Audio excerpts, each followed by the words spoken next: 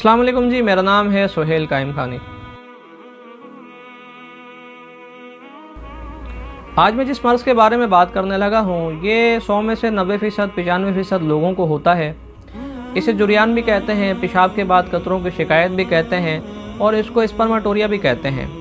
ये होता क्या है, ये क्यों होता है, उसके बारे में इसकी वैसे तो बहुत सारी वजूहात हैं, लेकिन चंद एक जो है वो मैं आपसे अर्ज़ करता हूँ।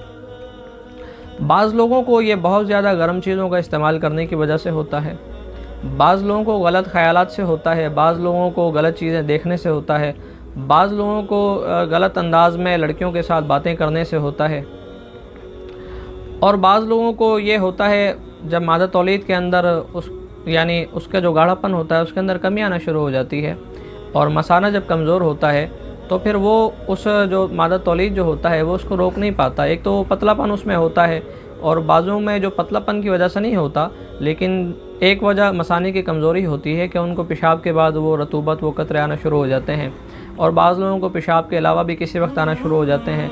और ख़ास तौर पर जब वो ख़वातीन से लड़कियों से बातें करते हैं, चाहे वो बात, लेकिन अक्सर जो बातें जो बहुत ज़्यादा यानी कि जिसे आप कह लें गैर अखलाकी तरह की बातें होती हैं, उसको करने से इस तरह का मर्ज़ ज़्यादा होता है कि उनको कतरे आना शुरू हो जाते हैं। तो इस तरह से कतरों का आना ये तो एक फ़ितरी बात है कि जब भी आप ऐसा करेंगे, किसी नामहरम औरत से बात करेंगे जो कि गैर अखलाकी होगी, तो आपको कतरे ज़रूर आएंगे। लेकिन बाकी जो चीज़ें हैं वो बीमारी की सूरत हैं जिसके अंदर आपका गर्म चीज़ों का इस्तेमाल है। अगर कतरे आपको आते हैं तो सबसे पहले तो आपको गर्म चीज़ों का इस्तेमाल छोड़ना पड़ेगा, जो आप गर्म चीज़ें इस्तेमाल करते हैं, और ठंडी चीज़ों का इस्तेमाल करें, सब्जियों का इस्तेमाल करें, जो गोश्त होते हैं आप उनको छोड़ दें। अच्छा, अब इसके अंदर कंडीशंस होती हैं, ये तो मैंने आपसे परहेज़ अर्ज़ कर दी है। बाज़ लोगों को ये कतरे आते हैं पेशाब से पहले, बाज़ों को पेशाब के दरमियान आते हैं, और बाज़ों को पेशाब करने के बाद आते हैं। एक वजह इसकी दायमी कब्ज़ का भी होना है। जिन मरीज़ों को कब्ज़ का मर्ज़ रहता है तो कब्ज़ की वजह से चूँकि फुज़ले को ख़ारिज करने के लिए प्रेशराइज़ करना पड़ता है, जो प्रेशर वो पैदा होता है, उस प्रेशर की वजह से जो थैली होती है मादा तौलीद की, उस पर ज़ोर पड़ता है और मादा तौलीद के कतरे जो है ख़ारिज हो जाते हैं। अच्छा, अब इसके अंदर 3 तरह की कंडीशंस होती हैं। एक तो होता है वदी, जो पेशाब से पहले एक रतूबत होती है, वो नाली को आकर जो है सारा वो फिल कर देती है, ताकि आपकी नाली जो है पेशाब की तुरशी से, चूँकि पेशाब तेज़ होता है और ज़ाहिर पेशाब के अंदर गलाज़त भी होती है और उसके अंदर जो है मुख्तलिफ़ किस्म के ज़र्रात और अज्जा भी होते हैं, वो आपकी नाली को डैमेज ना कर दें, तो उसको नुकसान ना हो, इस वजह से वो वदी निकलती है, आपकी जो नाली होती है वो उसको फिल कर देती है, तो ताकि वो आपका पेशाब आसानी निकल सके। दूसरी चीज़ मज़ी होती है। ये जो मज़ी होती है ये मनी बनने से पहले का दर्जा होता है। फिर तीसरी जो चीज़ होती है वो आपकी मनी होती है, जिसका रंग वाइट होता है और जैसा मक्खन होता है उसमें वैसे ही गाढ़ापन होता है। और जो मज़ी होती है वो ट्रांसपेरेंट होती है पानी की तरह, लेकिन उसमें चिपचिपा से एक रतूबत होती है, जैसे जिस तरह का गोंद होता है, चिपचिपाहट उसके अंदर होती है और ट्रांसपेरेंट होता है वो। तो ये 3 दर्जे इसके होते हैं और तीनों ही ख़तरनाक हैं, चाहे वदी का निकलना हो, चाहे मज़ी का निकलना हो, चाहे मनी का निकलना हो।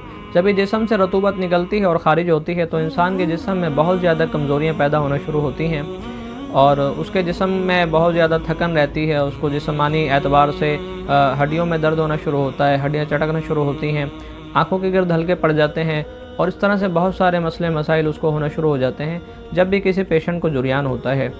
लेकिन ये कोई ऐसा मर्ज़ नहीं है कि आप इससे शर्माएं और किसी से आप इसका ज़िक्र ना करें।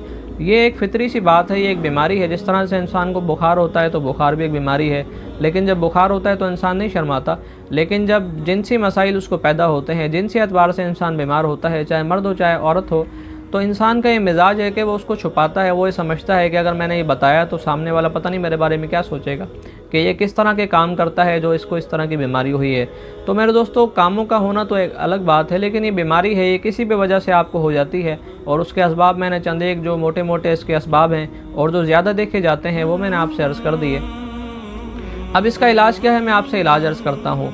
सिर्फ आपने 4 जड़ी बूटियाँ लेनी हैं, और इन 4 जड़ी बूटियों को आपने 21 दिन तक इस्तेमाल करना है। इंशाअल्लाह आपका जुरियान है, आपके पेशाब के कतरे आते हैं, या फिर आपको बहुत ज़्यादा कसरत के साथ एहतराम होता है, तो इंशाअल्लाह आपका मर्ज़ जो है अल्लाह ने चाहा तो ज़रूर ख़त्म हो जाएगा।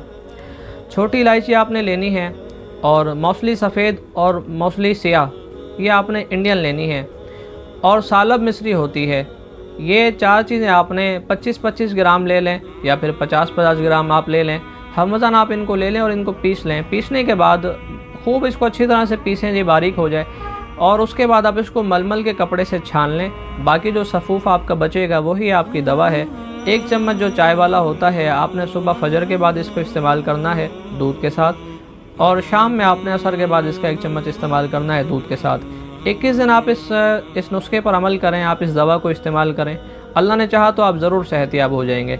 और इस दवा को इस्तेमाल करते वक्त अगर आपको किसी किस्म की परेशानी हो या इस दवा के बारे में आप मुझसे जानना चाहें तो मेरा व्हाट्सएप नंबर आपको स्क्रीन पर नज़र आ रहा होगा, आप मुझसे उस पर रब्ता कर सकते हैं। अस्सलाम वालेकुम वरहमतुल्लाहि वबरकातुहू।